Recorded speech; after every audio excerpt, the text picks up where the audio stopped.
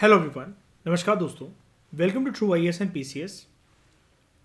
आज के लेक्चर में दोस्तों उपेंद्र सिंह के अंदर हम बात करेंगे अपर पेलियोलिथिक साइट्स की। मिडल, लोअर और मिडल पेलियोलिथिक साइट्स को हम लोग कॉम्प्रिहेंसिव तरीके से कवर कर चुके हैं। अब यहाँ पर जो साइट्स हमें देखने को मिलती हैं उसको हम कवर करेंगे, और अपर पेलियोलिथिक जो साइट्स हैं उनमें से कुछ साइट्स ऐसे भी हैं जहाँ पर ह्यूमंस ने इस प्रकार से सेटलमेंट्स करी थी कि उनका इम्पैक्ट हमें नियोलिथिक एज तक देखने को मिलता है। ठीक है, तो सबसे पहले कुछ बेसिक बात करते हैं। अपर पेलियोलिथिक एज में एक इम्पॉर्टेंट टेक्निकल एडवांसमेंट जो इंसानों ने करी, यानी कि टूल मेकिंग की जो प्रक्रिया थी वो और रिफाइन हो गई। इंसानों ने यहाँ पर बनाए पैरेलल साइड्स ब्लेड्स। अब ये पैरेलल साइडेड ब्लेड्स क्या होते हैं, यानी कि वो ब्लेड दोनों साइड से शार्प है, उसको हम पैरेलल साइड ब्लेड कहते हैं। मैं आपको दिखाता हूँ। यहाँ पर अगर आप इसको देखो, दिस वन ब्लेड है ये नॉर्मल। अब ये एक साइड से आपको शार्प देखने को मिल रही है। कहाँ से? इस वाली साइड से, फ्रंट साइड अगर आप इसको देखो ये, और इसके साइड एजेस को अगर आप देखोगे इधर से और इस साइड से, तो यहां पर इसके एजेस भी शार्प हैं। तो अगर ये दोनों साइड से अगर शार्प है, ब्लंट नहीं है, या एक साइड से शार्प नहीं ना होकर दोनों साइड से अगर ये ब्लेड शार्प होती है, उसको हम पैरेलल साइडेड ब्लेड कहते हैं। ठीक है, सबसे पहले स्टोन एज के कॉन्टेक्स्ट में ब्लेड का क्या मतलब होता है इसको समझते हैं। ब्लेड एक फ्लेक टूल होता है, यानी कि पत्थरों को काट काट के उसकी नक्काशी देकर बनाया गया है, जिसकी जो लेंथ होती है वो उसकी विड्थ के डबल होती है। उसकी लेंथ जितनी विड्थ है, यानी कि ये विड्थ है, लेकिन उसके कंपैरिजन में जो लेंथ होगी वो ऑलमोस्ट डबल होगी। ठीक है, अब पैरेलल साइडेड ब्लेड किसको कहा जाता है? एक ऐसी ब्लेड जो कि दोनों साइडेड से पैरेलल हो। यहाँ पर लिखा हुआ है ब्लेड विद मोर और लेस इवन, मतलब वो थोड़ी सी उबड़ खाबड़ हो सकती है, ज़रूरी नहीं वो बिल्कुल एकदम स्मूथ हो, दोनों साइड से एक जैसी ही दिखे। हमें मतलब उससे नहीं है कि वो दोनों साइड से दिख कैसी रही है, कि उसका इवन सरफेस है कि नहीं है दोनों साइड से, लेकिन वो दोनों साइड से पैनी ज़रूर है, यानी कि इस एज से भी वो काफ़ी शार्प है और इस वाली एज से भी वो काफ़ी शार्प है, लेफ्ट से भी राइट से भी। उसको हम कहते हैं पैरेलल साइडेड ब्लेड। ठीक है, तो ये हमने ब्लेड के बारे में और पैरेलल साइडेड ब्लेड के बारे में बेसिक इंफॉर्मेशन को जाना।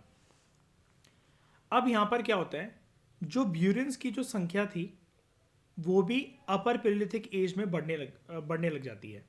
ठीक है, और ट्रेंड ये चल रहा था कि इंसान as compare to lower and middle paleolithic age थोड़े से छोटे साइज के टूल्स जो हैं वो यहाँ पर बनाने लग गए थे, और इन्वायरमेंटल चेंजेस जो हो रहे थे उससे इंसानों ने अपने आप को अडेप्ट भी कर लिया था।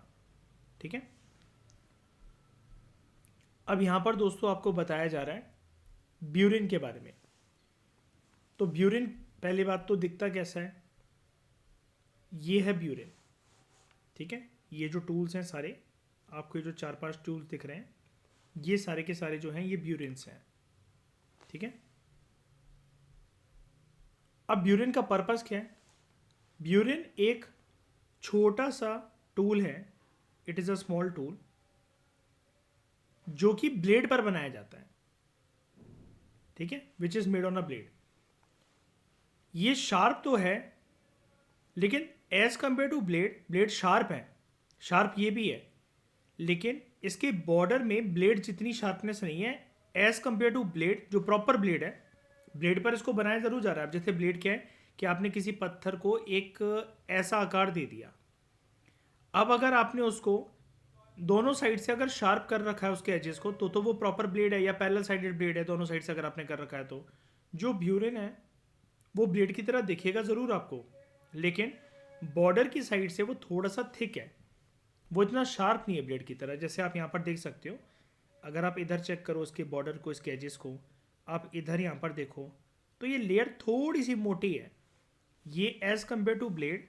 जैसे प्रॉपर तरीके से इसके जो एजेस हैं ये ब्लेड के यहाँ पर शार्प देखने को आपको मिल रहे हैं। ब्यूरेन में एजेस जो हैं वो इतने शार्प नहीं है, बॉर्डर इसका इतना शार्प नहीं होता है, ठीक है। तो फिर इसका पर्पज़ ही क्या होता है? पर्पज़ जानने से पहले एक बात को आप और जानो कि ये थिक तो हैं अपने बॉर्डर पर, एंड जैसा आज के समय में हमें स्क्रू ड्राइवर देखने को मिलता है मॉडर्न ज़माने में, ये कुछ वैसे जो हैं देखने को मिलते थे हमें। ब्यूरेंस जो हैं वो टूल्स को एंग्रेव करने के काम आते थे, ठीक है। जैसे इंसानों ने यहाँ पर ये कोई पत्थर का जो टूल है, अब इसके अंदर यहाँ से उन्होंने कोई एक होल बनाना है, कोई छेद करना है, या इसके ऊपर कुछ डिज़ाइन या सिंबल या कुछ पैटर्न बनाने हैं, तो उसके ऊपर एंग्रेव करने के काम आता था। या फिर अगर कोई लकड़ी है, अगर कोई लकड़ी है लाइक दिस, या फिर अगर कोई जानवर की किसी की हड्डी है, किसी जानवर की कोई एक हड्डी है इस प्रकार की, उसके अंदर देखो यहाँ पर वर्ड क्या लिखा हुआ है, उसके अंदर ग्रूव्स बनाने के ये काम आते थे टूल्स, जिसको ब्यूरेन टूल्स कहा जाता था। ग्रूव्स मतलब इस प्रकार से आपने अगर यहाँ पर कोई होल बनाने हैं, कोई हैंडल वगैरह बनाने के लिए, ठीक है, या फिर कोई छेद बनाना है इसके अंदर से कहीं पर भी किसी भी जगह पर पास करते हुए, तो उसके बेसिकली ये जो है ये ग्रुप्स काम आते थे। क्योंकि स्क्रू ड्राइवर क्या होता है, जैसे आप उसको यूज़ करते हो, उसका एज जो होता है वो ऐसा होता है कि अगर आप उसको ठोको किसी चीज़ पर तो वो उसके अंदर एक छेद कर सकता है, ठीक है, और वो छेद आर पार होते हुए आपको दिख भी सकता है। तो ग्रूव्स लकड़ी के अंदर या किसी हड्डी के अंदर बनाने के लिए, ताकि स्टोन टूल जो है वो उसके अंदर अच्छी तरीके से फिट हो जाए, ठीक है, उसके लिए बेसिकली यूज़ करा जाता था। कि जैसे आपने यहाँ पर एक होल करा, ठीक है, और उसके बाद किसी एक दूसरे आपने स्टोन टूल को लिया और इस लकड़ी में से बेसिकली आप उसको पास करवाना चाह रहे हो, ठीक है, उसके बेसिकली काम आता था ये ब्यूरेन टूल्स। तो आपने दोनों टूल्स के बारे में जो बॉक्स में इंफॉर्मेशन दे रखी थी वो भी अच्छी तरीके से सीख ली है। आई होप आपको समझ में आया होगा कि क्या डिफरेंस है ब्लेड्स में, पैरेलल साइडेड ब्लेड्स में और ब्यूरेन टूल्स में, ठीक है। तो हमने बात ये करी कि जो अपर पेलियोलिथिक एज थी वहाँ पर इन्वायरमेंटल चेंजेस हो रहे थे और इंसानों ने अपने आप को थोड़ा सा अडेप्ट करना इनसे सीख लिया था। फॉर एग्जांपल, अगर हम दुनिया के अलग कोनों की ना बात करके सिर्फ इंडिया की स्पेसिफिक अगर हम बात करें, तो नॉर्दर्न इंडिया के अंदर और वेस्टर्न इंडिया के अंदर जो क्लाइमेटिक कंडीशंस थी इस टाइम पर, अपर पेलियोलिथिक एज के टाइम पर, वो एरिड कंडीशंस थी, ठीक है। जैसे आप पढ़ते हो ना ज्योग्राफी के अंदर, ड्राई एंड एरिड क्लाइमेट, तो यानी कि ये ड्रायर कंडीशंस थी यहाँ पर अपर पेलियोलिथिक एज में।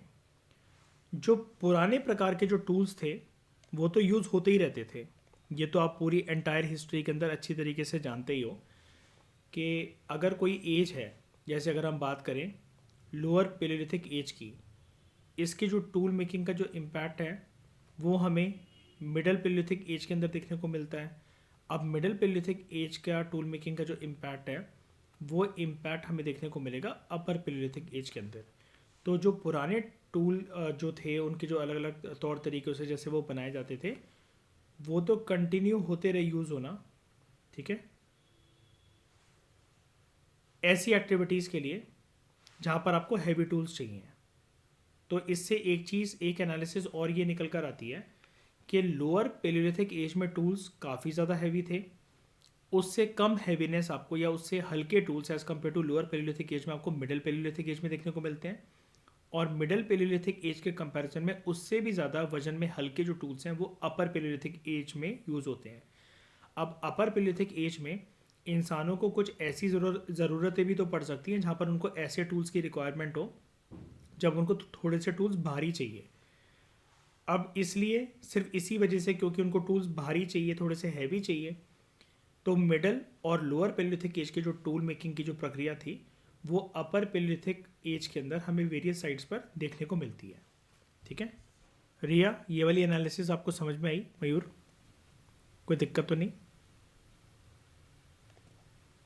अब यहाँ पर दोस्तों हमें ये बताया जा रहा है कि अपर पेलियोलिथिक एज में जो बहुत सारी जो साइट्स हैं उसकी कुछ डेट्स भी हमारे पास अवेलेबल है। और डेट्स कैसे निकल कर आती हैं किसी भी एक साइट की, वहाँ पर जो अवशेष मिलते हैं उन अवशेषों की डेट्स हम कैसे पता लगा सकते हैं? ऑब्वियसली बात है by using various scientific methods like carbon dating method या फिर thermoluminescence method, argon spin resonance method. तो यहाँ पर भी इस प्रकार के साइंटिफिक मेथड्स का यूज़ करा गया है अलग अलग अपर पेलियोलिथिक एज की साइट्स को पता लगाने के लिए, उनकी डेट को पता लगाने के लिए। अब डेट जानना इंपॉर्टेंट नहीं है, साइट्स के नाम जानना इंपॉर्टेंट है। एक साइट है रिवत जगह में, उस साइट का प्रॉपर नाम है साइट 55, साइट 55 एट रिवत। यहाँ पर हमें अपर पेलियोलिथिक एज जो है इस साइट की देखने को मिलती है कि ये 45,000 ईयर्स अगो थी। अब जैसा कि मैंने आपको बोला, ऐसे आप अनगिनत कितनी साइट्स के नंबर याद रखोगे तो ये इन्फॉर्मेशन आपके किसी काम की नहीं होती है, ठीक है। फिर एक साइट है संगाओ केव। यहाँ पर रेडियो कार्बन डेटिंग मेथड का यूज़ करा गया था इसकी एज को पता लगाने के लिए कि कितनी पुरानी साइट है। सेंट्रल इंडिया में अगर हम बात करें तो सोन वैली के अंदर हमें एविडेंसेस देखने को मिलते हैं अपर पेलियोलिथिक एज के कुछ टूल्स के, ठीक है। और यहाँ पर जो रेडियो कार्बन डेट्स जो हमें बताती हैं रेडियो कार्बन मेथड का इस्तेमाल करके, तो वो बताती है कि ये जो सोन वैली के इर्द गिर्द जो हमें साइट्स देखने को मिली हैं तो वो 12,000 से 10,000 साल पुरानी है, ठीक है। और कुरनूल केव्स जो हैं वो भी एक प्रोमिनेंट साइट्स हैं जो कि अपर पेलियोलिथिक एज के साथ जुड़ी हुई हैं। Kurnool caves are found in Andhra Pradesh. ये वाली इन्फॉर्मेशन आप चैप्टर नंबर 2 से ही जानते हो फ्रॉम 6th क्लास NCERT। और कुरनूल केव के अंदर जो साइंटिफिक मेथड जो यूज़ करा गया था it was electron spin resonance method. उसके बाद अगर हम बात करें नॉर्थ वेस्टर्न इंडिया की, तो संगाओ केव जो है यहाँ पर हमें एविडेंसेस देखने को मिलते हैं ऐसे टूल्स के, ऐसे आर्टिफैक्ट्स के जो कि रिलेटेड है मिडिल पेलियोलिथिक एज से भी और अपर पेलियोलिथिक एज से भी। तो यहाँ पर हमें कुछ टूल्स मिले हैं, कुछ हर्ट्स मिले हैं, एनिमल बोन्स के एविडेंसेस हमें देखने को यहाँ पर मिलते हैं जो कि ऐसा हमें सजेस्ट करते हैं कि यहाँ पर ब्यूरल प्रैक्टिसेस जो हैं वो फॉलो करते थे इंसान। उसके बाद अपर सिंध का जो रीजन है वहाँ पर जो रूरी हिल्स हैं ये भी एक प्रोमिनेंट साइट है अपर पेलियोलिथिक एज की, ठीक है। और लोअर सिंध में एक साइट है जिसका नाम है माइलस्टोन 101, ठीक है। नॉर्दर्न इंडिया के अंदर कश्मीर के अंदर हमें एविडेंसेस देखने को मिलते हैं अपर पेलियोलिथिक एज के, ठीक है। और यहाँ पर जब अपर पेलियोलिथिक एज का जब सिलसिला चल रहा था तो कश्मीर जैसे जितना ठंडा आज हमें देखने को मिलता है वो उतना ठंडा नहीं था, यहाँ पर थोड़ा सा माइल्डर क्लाइमेट था, ठीक है। क्योंकि आप जानते हो अभी हमने ऊपर पढ़ा कि अपर पेलियोलिथिक एज के अंदर जो ये एनवायरमेंटल चेंजेस हो रहे थे भारत के अंदर ज़्यादातर इलाकों में जो क्लाइमेट था वो एरिड बनता जा रहा था, यानी कि ड्राई था वो काफ़ी ज़्यादा, वार्म कंडीशंस भी जो हैं वो धीरे धीरे करके आने लगी थी, ओके। फिर अगर हम राजस्थान की तरफ अगर अपना रुख मोड़ें और थार डेजर्ट की बात करें तो यहाँ पर हमें जो पेलियोलिथिक साइट्स देखने को मिलती हैं वो थोड़ी सी कम है as compare to other parts of India, ठीक है। और थार डेजर्ट के आसपास जो हमें साइट्स देखने को मिलती हैं वो लोअर पेलियोलिथिक एज और मिडिल लोअर पेलियोलिथिक एज और मिडिल पेलियोलिथिक एज की जो साइट्स हैं उसके एविडेंसेस हमारे पास यहाँ पर ज़्यादा है थार डेजर्ट रीजन के आसपास, लेकिन अपर पेलियोलिथिक एज के एविडेंसेस यहाँ पर थोड़े से कम है हमारे पास। उसके बाद जो लेक है बुधा पुष्कर लेक, ये भी एक प्रोमिनेंट साइट है अपर पेलियोलिथिक एज के कॉन्टेक्स्ट में।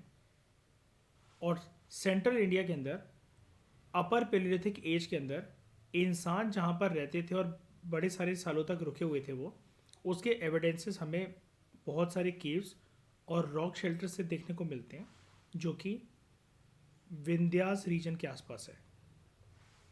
उसके अलावा अनदर प्रोमिनेंट साइट इज बेलन वैली, ठीक है, और सोन वैली। सोन वैली के बारे में हम ऑलरेडी डिस्कस कर चुके हैं। तो बेलन वैली के अंदर अगर हम पर्टिकुलरली एक साइट की बात करें तो इट वाज चोपानी मांडो, ठीक है। यहाँ पर इंसान काफ़ी ज़्यादा समय तक रुके थे। ये एक ऐसी हैबिटेशन साइट थी, हैबिटेशन है तो ऑब्वियसली बात है इंसान यहाँ पर रुके होंगे।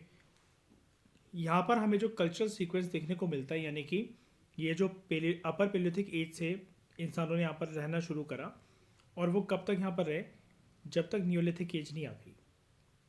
तो इंसानों का जो यहाँ पर हैबिटेशन है, उसका जो कल्चरल सीक्वेंस है, या फिर आप ऐसा कह लो जो टाइम का जो एक्सटेंशन है वो काफ़ी बड़ा है, अपर पेलियोथिक एज से लेते हुए न्यूलिथिक एज तक। अब अपर पेलियोथिक एज के अंदर ज़्यादातर जो टूल्स हमें देखने को मिलते हैं वो चर्ट के देखने को मिलते हैं, और ये एक ऐसा पत्थर था जो कि विंध्यास रीजन के आसपास काफ़ी ज़्यादा भारी भरकम मात्रा के अंदर अवेलेबल होता था। एनिमल बोन्स डिस्कवर करी गई हैं बेलन वैली से, कौन कौन से जानवरों की, जैसे वाइल्ड कैटल, शीप और गोट्स। इनकी बोन्स, इन जानवरों की बोन्स हमें यहाँ से मिलती हैं देखने को बेलन वैली से। अब यहाँ पर जो शीप और गोट्स थी इस इलाकों में रहती नहीं थी वो। हिस्टोरियंस हमें, आर्कियोलॉजिस्ट हमें ऐसा बताते हैं कि लोकली नहीं मिलती थी यहाँ पर, और ऐसा अनुमान लगाया जाता है हिस्टोरियंस के द्वारा कि वो नॉर्थ वेस्टर्न इंडिया से जब ह्यूमंस थोड़े बहुत माइग्रेट करते हुए यहाँ पर आए और उन्होंने अपना ह्यूमन हैबिटेशन वगैरह यहाँ पर बनाना शुरू करा, ठहरना शुरू करा, तो वाइल्ड कैटल के एविडेंसेस तो हमें देखने को मिल जाते हैं बेलन वैली में, लेकिन जो भेड़ें थी और जो बकरियाँ थी वो नॉर्थ वेस्टर्न रीजन से लाई गई थी, ठीक है। और यहाँ पर आप इन सारे जानवरों को देखते हुए ये कह सकते हो, जो हिस्टोरियंस अनुमान लगाते हैं, कि this represented an early age of animal domestication, कि ये वो एक ऐसा टाइम था जहाँ पर इंसानों ने सबसे पहली बार कुछ जानवरों को लेकर उनका पशुपालन करने के बारे में सोचा, ठीक है। लेकिन आप जानते हो कि 6th क्लास की एनसीईआरटी हमें बताती है प्रॉपरली, अगर हम बात करें, the first animal to be domesticated was wild ancestor of dog. Dog का जो वाइल्ड एंसेस्टर था, it was the first domesticated animal. फिर मध्य प्रदेश के अंदर जो सिद्धि ज़िला है, जो सिद्धि डिस्ट्रिक्ट है, सोन रिवर या सोन रिवर वैली के आसपास, यहाँ पर एक आर्कियोलॉजिस्ट की टीम ने काम करा था, जहाँ से 2 पर्सन जुड़े हुए थे, GR Sharma and mister JD Clark. इन्होंने यहाँ पर एक्सकवेशन करी थी, ठीक है, बगोर वन साइड की। अब बगोर जो साइड है उसकी क्योंकि स्ट्रैटिग्राफिक लेयर होती है, ठीक है, तो इसलिए इसको नाम दिया जाता है। आप साइड को सिर्फ बगोर करके याद रख सकते हो, जैसे यहाँ पर लिखा हुआ है बगोर 3, बगोर 1। तो बगोर एक साइट है जो कि मध्य प्रदेश के अंदर लोकेटेड है in the Sidhi district near the Son river valley. यहाँ पर एक आर्कियोलॉजिस्ट की टीम आई थी, 2 आर्कियोलॉजिस्ट ने एक्सटेंसिव रिसर्च यहाँ पर करी थी, मिस्टर GR शर्मा ने एंड JD क्लार्क ने, ठीक है। तो यहाँ पर हमें कुछ सबसिस्टेंस एक्टिविटीज़ देखने को मिलती है कि इंसान अपना गुजारा करने के लिए क्या क्या यहाँ पर करते थे, जब माइक्रोवियर स्टडी यहाँ पर करी गई, मतलब बहुत माइन्यूट लेवल से, बारीकी से चीज़ों को यहाँ पर जब आइडेंटिफाई करा गया, ठीक है। अब ये जो स्टडी है यहाँ पर मिस्टर GR शर्मा और JD क्लार्क की टीम की, वो उनकी स्टडी हमें ये बताती है कि अलग अलग प्रकार की एक्टिविटीज़ यहाँ पर चलती थी, और इंसानों ने बहुत अलग अलग प्रकार के स्टोन टूल्स यहाँ पर जो हैं वो ईजाद कर रखे थे, ठीक है। और प्रोमिनेंट कौन कौन सी एक्टिविटीज़ जो हैं इंसान यहाँ पर करते थे, जैसे स्टोन टूल्स का इस्तेमाल करके बोरिंग, स्क्रैपिंग एंड विटलिंग। विटलिंग का मतलब होता है दोस्तों, बोरिंग और स्क्रैपिंग के बारे में तो आप जानते हो कि छीलना किसी चीज़ को या गड्ढा बनाना, छेद बनाना। विटलिंग का मतलब होता है जब आप काम करते हो किसी एक वुड पर, लकड़ी पर, और आप उसको साइड से ऐसे छीलते हो कि उसकी एक प्रॉपर तरीके से शेप निकल कर आ जाए, उसको हम कहते हैं विटलिंग एक्टिविटी। तो ये हमें सजेस्ट करता है कि इंसान यहाँ पर इस प्रकार की एक्टिविटीज़ जो कर रहे थे, it is associated with craft work. कुछ और एक्टिविटीज़ जो यहाँ पर होती थी, फूड प्रोसेसिंग, हंटिंग और क्राफ्ट वर्क से related, it was cutting, slicing, piercing and chopping, ठीक है, जो कि उनकी फूड प्रोसेसिंग, हंटिंग और क्राफ्ट वर्क के साथ रिलेटेड है। उसके बाद इंसानों ने जो ये टूल्स यहाँ पर इस एज के अंदर बना रखे थे, पर्टिकुलरली मध्य प्रदेश के इस सिद्धि डिस्ट्रिक्ट के रीजन में, बगोर साइड पर, वो हमें ये बताते हैं कि जब इनकी माइक्रोवियर एनालिसिस करी गई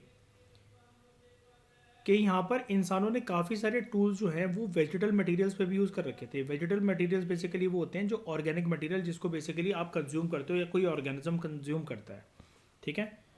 और इनका जो प्रोपोर्शन था ये काफ़ी मतलब बेसिकली टूल्स को यूज़ करना ऑन द वेजिटल मटेरियल्स ये अच्छी खासी यहाँ पर एक सिलसिले के तौर पर यहाँ पर चलता था। इंसान यूज़ करते थे ऑर्गेनिक फूड पर, क्रॉप्स पर या किसी एक खाने पीने की चीज़ पर अपने टूल्स से बेसिकली कुछ ना कुछ काम करना। और जो नॉन वेजिटल मटेरियल हैं उन पे भी काम होता था।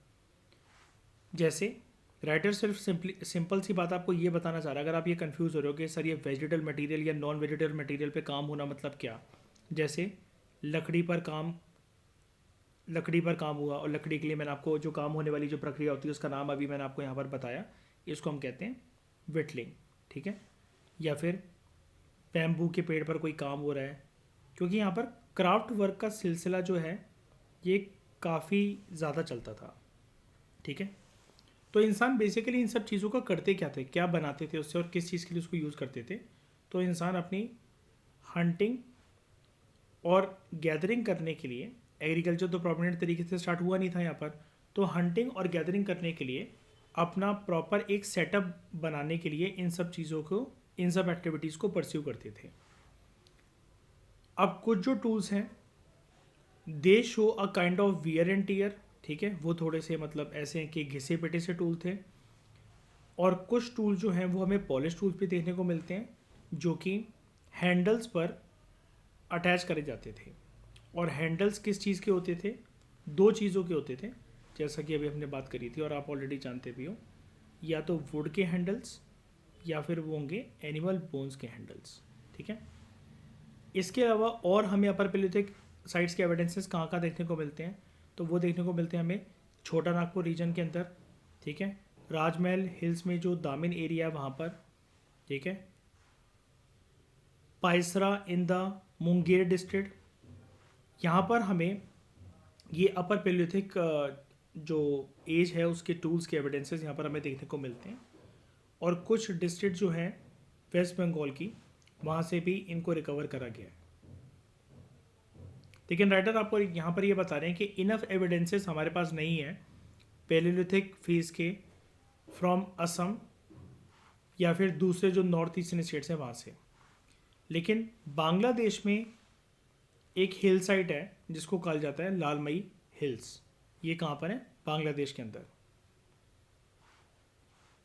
वहाँ पर हमें एविडेंसेस देखने को मिलते हैं अपर पैलियोलिथिक एज के जो टूल्स इंसान बनाते थे। इसके अलावा जो वेस्टर्न त्रिपुरा रीजन है, ठीक है, त्रिपुरा का जो वेस्टर्न साइड का जो रीजन है, यहाँ पर हावड़ा रिवर वैली और खोवई रिवर वैली, यहाँ पर हमें टूल्स के एविडेंसेस देखने को मिलते हैं। इंसान यहाँ पर बनाते थे ब्लेड्स को, ब्यूरिन्स को और कुछ पॉइंट्स को, ठीक है, जो कि एक प्रकार की फॉसिल वुड से इंसान यहाँ पर इसको नक्काशी देते थे और ईजाद करते थे इन टूल्स को अपनी एक्टिविटीज़ को करने के लिए, for example hunting and gathering. और इसी प्रकार के कुछ टूल्स जो हैं वो म्यांमार से भी रिकवर करे गए हैं फ्रॉम द इरावडी वैली। तो इरावडी वैली में जो कि म्यांमार में है और लालमई हिल्स जो कि बांग्लादेश में है, यहाँ से तो हमें एविडेंसेस देखने को मिल जाते हैं। और नॉर्थ ईस्ट में असम में भी देखने को मिल जाते हैं और थोड़ा सा वेस्टर्न त्रिपुरा का जो रीजन है रिवर वैली का, हावड़ा और कोवई, वहाँ से भी देखने को मिल जाते हैं। लेकिन नॉर्थ ईस्ट में बहुत सारी स्टेट्स में, जैसे अगर आप मेघालय की बात करो, मिजोरम की बात करो, अरुणाचल की बात करो, सिक्किम की बात करो, वहाँ पर हमें अपर पैलियोलिथिक एज के कुछ खास टूल्स के एविडेंसेस देखने को नहीं मिलते हैं। वो असम और वेस्टर्न त्रिपुरा के बाद डायरेक्टली हमें फिर बांग्लादेश और म्यांमार में देखने को मिलते हैं। ये राइटर यहाँ पर आपको बता रहे हैं। क्लियर हुआ यहाँ तक? कोई दिक्कत, कोई डाउट? रिया, मयूर, सही है। उसके बाद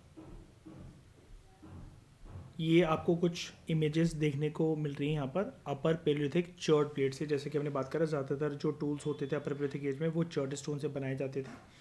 नर्मदा वैली के पास जो चर्ड स्टोन मिलता था वहाँ से, ठीक है। तो ये हो गया आपका एक चर्ड ब्लेड है, ये ब्लेड्स हैं, ठीक है। और वैसे क्योंकि यहाँ पर ये थिक है, इसको तो आप ब्लेड कह सकते हो। ये दोनों साइड से आपको थोड़ी सी शार्प देखने को मिल रही है, लेकिन अभी जैसा कि हमने डेफिनेशन के अकॉर्डिंग अगर बात करी, ये थोड़ा सा अगर आप इसको ध्यान से देखो तो ये यहाँ से ये शार्प नहीं है, थिक है इसका एज। और इसको हम क्या बोलते हैं रिया, अभी हमने सीखा, जिसके थिक एज होते हैं वो हमारे लिए कहलाती है ब्यूरिन। ठीक है, उसके बाद ये एक प्रॉपर ब्यूरिन है, ठीक है, जो कि मुकात से रिकवर करी गई है, जो कि मणिपुर, मुकात मणिपुर एक जगह है, सॉरी नॉट मणिपुर, मुकात मणिपुर, जो कि वेस्ट बंगाल के अंदर एक साइट है। ठीक है, उसके बाद हमें और एविडेंसेस कुछ देखने को मिलते हैं और थोड़े से अलग प्रकार के अपर पेलिथिक एज के जो टूल्स हैं वो देखने को मिलते हैं from the Kurnool caves and Muchchatla Chintamani Gavi caves in Andhra Pradesh. और ये दोनों साइट्स के नाम आप ऑलरेडी एनसीईआरटी से जानते हो, कुरनूल एंड मुच्छतला, चिंतामणि, ये वैसे चिंतामणि होता है, ठीक है, चिंतामणि गवी इन आंध्र प्रदेश। ये ऐसे टूल्स हैं जो कि एनिमल बोन से बनाए गए थे और ये अपर पेलिथिक एज के साथ जुड़े हुए हैं। इनमें से जो केव्स हैं उनमें जितनी ये केव्स हैं, जैसे कुरनूल और मुच्छतला चिंतामणि गवी, यहाँ पर in one of the caves 90% जो एस्केवेटेड टूल्स जो मिले हैं आर्कियोलॉजिस्ट को, ठीक है, वो सेम प्रकार के मटेरियल से बनाए गए हैं। और यहाँ पर जो फॉनल रिमेन्स हैं, अब फ्लोरा होता है related to plants and trees et cetera, जो फोना वर्ड होता है it is related to animals. अब यहाँ पर आप एनिमल्स के बारे में देखना, जैसा कि हमें एनसीईआरटी में कभी भी नहीं बताया जाता कि अपर पेलियोलिथिक एज की कोई ऐसी साइट हो सकती है जहाँ पर इतने सारे एनिमल के एविडेंसेस हमें देखने को मिले। तो एनिमल्स देखो कितने सारे यहाँ पर, बैट, चमगादड़, नीलगाय, 4 हॉर्न एंटीलोप, ठीक है, gazelle, chital, sambar deer, barking deer, mouse deer, wild boar यानी कि जंगली सुअर, tiger, leopard, jungle cat, rusty spotted cat, spotted hyena, civet, fresh water fish, mongoose, sloth bear, porcupine, bandicoot rat. ये बैंडिकूट रैट मैं आपको दिखाता हूँ। इस एनिमल के बारे में आपने पहले कभी सुना नहीं होगा, ठीक है, नॉर्मल रैट की तरह ही दिखता है। इसकी बस जो नोज़ है, अगर आप नोज़ की तरफ देखो तो वो कुछ ऐसी दिखती है, पॉइंटेड सी, ठीक है, जैसे एक वी शेप का आकार बना रही हो ये। गर्बिल, ये भी एक रोडेंट है चूहे की तरह।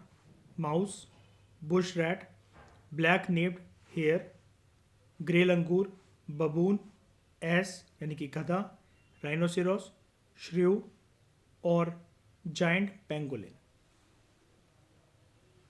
इतने सारे फॉनल रिमेन्स हमें यहाँ पर कुरनूल और मुच्छतला चिंतामणि गवी से देखने को मिलते हैं। फॉनल रिमेन्स, एनिमल के रिमेन्स, इसको आप कहीं पर ऐड कर सकते हो अपनी एनसीईआरटी वगैरह में, कि अगर कोई क्वेश्चन बना दिया यूपीएससी ने, इस स्टेट पीएचसी के एग्ज़ाम ने, तो ये एनसीईआरटी से तो कभी आपको अंदाज़ा लगेगा नहीं। अगर इसमें से मान लो कि 4 नाम भी आ गए, जैसे गर्बिल आ गया और ब्लैक नेप्ड हेयर आ गया, बबून आ गया और श्रियू आ गया, तो आपको तो पहली बात है कि इन एनिमल्स की इमेजेस ही ध्यान नहीं आएंगी मन के अंदर। तो और ये इन्फॉर्मेशन तो पता होना ऑलमोस्ट नेक्स्ट टू इम्पॉसिबल है। एनसीईआरटी में दे ही नहीं रखा है 6 से लेकर 12 तक कहीं पर भी, ना तमिलनाडु की बुक्स के अंदर दे रखा है। और सारी इन्फॉर्मेशन को आप कंबाइन करोगे भी, अगर आप एक कंबाइंड नोट्स बनाते हो तब भी नहीं मिलेगी आपको ये इन्फॉर्मेशन, ठीक है, क्योंकि हम उसको पढ़ चुके हैं। हम जानते हैं अपने फाउंडेशन कोर्स की क्लासेस से कि इतनी इन्फॉर्मेशन नहीं है कि अपर पेलियोलिथिक एज के बारे में इतने सारे एनिमल्स एक जगह पर हमें कंबाइंड लिस्ट उनकी मिल जाए, तो ये आपके काफ़ी ज़्यादा काम आ सकती है। तो ये जो साइट्स हैं ये हमें वैल्यूबल इन्फॉर्मेशन देती हैं इन सारे एनिमल्स के बारे में, जो कि अपर पेलियोलिथिक एज में जब इंसान रहते थे उनके साथ उनका लैंडस्केप जो है वो शेयर करते थे, ठीक है। और इसके अलावा इतने सारे फॉनल रिमेन्स से हमें ये भी पता लगता है कि यहाँ पर थिक फॉरेस्ट हुआ करते थे, ह्यूमिड कंडीशंस थी, और ये ऐसा कहा जा सकता है इसलिए क्योंकि वो एनिमल्स जो हैं वो सर्वाइव कर रहे थे उस टाइम पर। और कुछ एनिमल्स की सर्वाइविंग टेंडेंसी जंगल के अंदर होती है और ह्यूमिड कंडीशंस हो तभी हो सकती है। तो अपर पेलियोलिथिक के जो आर्टिफैक्ट्स हैं वो हमें सदर्न आंध्र प्रदेश के अंदर जो चित्तूर डिस्ट्रिक्ट है वहाँ के भी एक केव से देखने को मिलते हैं जिसका नाम है रेनीगुंता केव। तो स्टोन टूल्स जो इस फेज़ के हैं वो बड़ी सारी जगह पर हमें देखने को मिलते हैं along the east coast of peninsular India, और उनकी जो एज है वो काफ़ी ज़्यादा रेंज करती है फ्रॉम 25,000 टू 10,000 ईयर्स अगो। ठीक है।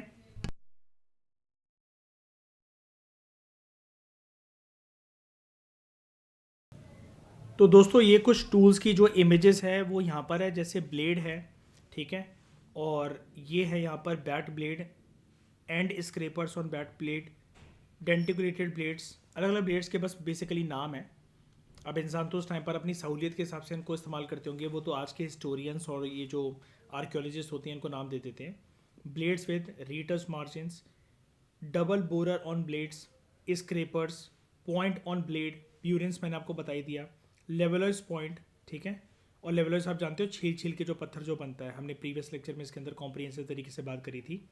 And scraper and thumbnail scraper. तो ये हमने अपर पेलियोलिथिक एज की जो साइट्स हैं उसके बारे में कॉम्प्रिहेंसिव तरीके से इस इंफॉर्मेशन को जाना। इस डिस्कशन में दोस्तों फिलहाल इतना ही। Thank you very much for discussion.